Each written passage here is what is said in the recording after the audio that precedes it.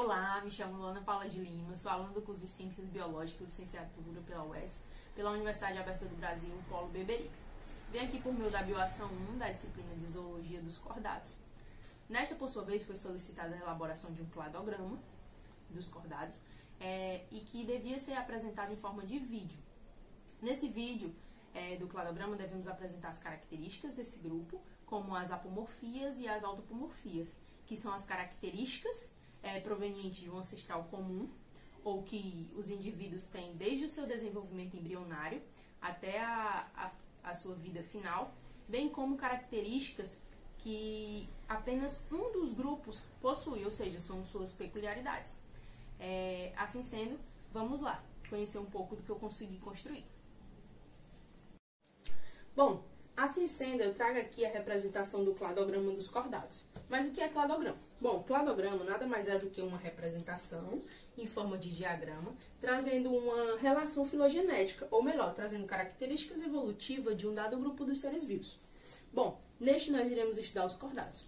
O cordado ele é um grupo bastante diversificado e que constitui algumas características que vêm desde o seu desenvolvimento embrionário, como, por exemplo, eles são seres triblásticos, celomados, metamerizados, são deuterostômicos, apresentam um tubo nervoso dorsal, uma notocorda e as fendas faringianas. Mas assim, sobre esse grupo, ele é conhecido mais comumente pela presença da notocorda, ou seja, uma estrutura fixa e que dá rigidez e sustentação ao corpo dos seres vivos. O grupo dos cordados, ele é subdividido em 3 filos. São os urocordados e os cefalocordados e os vertebrados.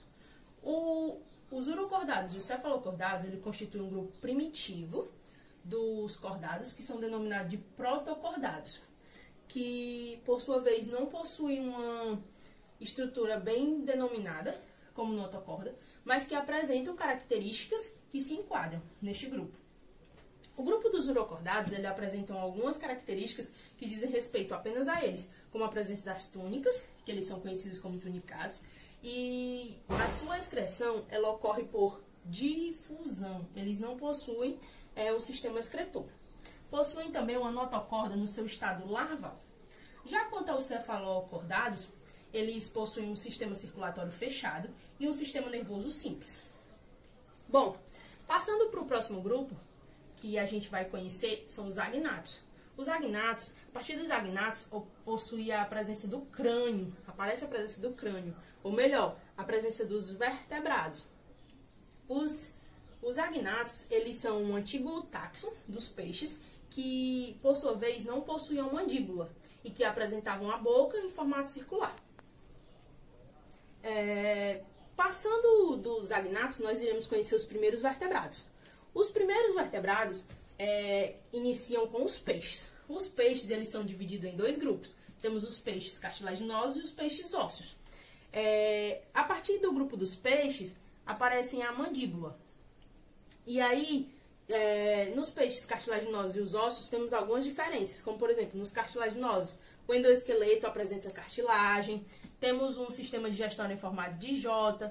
Seus sexos são separados, a boca é ventral, o corpo é fusiforme e apresenta a presença das escamas. Passando dos peixes cartilaginosos, nós temos o surgimento do esqueleto ósseo, que são presentes nos peixes ósseos. Temos a presença das nadadeiras caudal, temos a presença de poucas escamas, surgem as espinhas na nadadeira e tem-se a presença da linha lateral. Passando dos peixes, nós iremos conhecer os tetrápodes, ou melhor, são aqueles grupos que já constituem de uma estrutura locomotora articulada, que aí iniciamos dos anfíbios e iremos até os mamíferos. Quando iniciamos os tetrápodes, nós temos o surgimento de um pulmão desenvolvido, a presença da caixa torácica, a coluna vertebral e a estrutura locomotora articulada, que é a presença das patas. Nos anfíbios, nós temos uma pele seca, ou quer dizer, uma pele úmida. Os ovos são desprovidos de casca e a pele é geralmente lisa. Passando dos anfíbios, nós iremos conhecer os répteis, que evoluíram para a formação de anexos embrionários, como os alantoides e os amnion. Que os répteis já têm a presença de um sistema circulatório, os pulmões desenvolvidos. Os seus ovos já possuem casca e apresentam uma pele seca. Passando, evoluindo para formar as aves. As aves possuem peculiaridades como a presença das penas e do bico. Depois das aves, nós iremos conhecer um grupo ainda mais complexo, que é o grupo dos mamíferos, o grupo em que nós se enquadramos.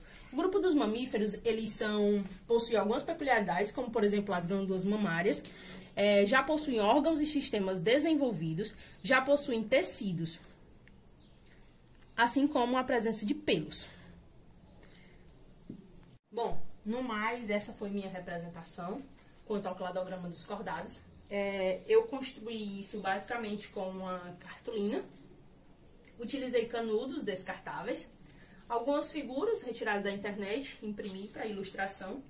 Utilizei folha de papel A4, utilizei cola para as ilustrações e utilizei também fita adesiva dupla face para conseguir colar as pecinhas que eu construí. No mais, essa foi minha apresentação. Espero que gostem. Obrigado pela atenção.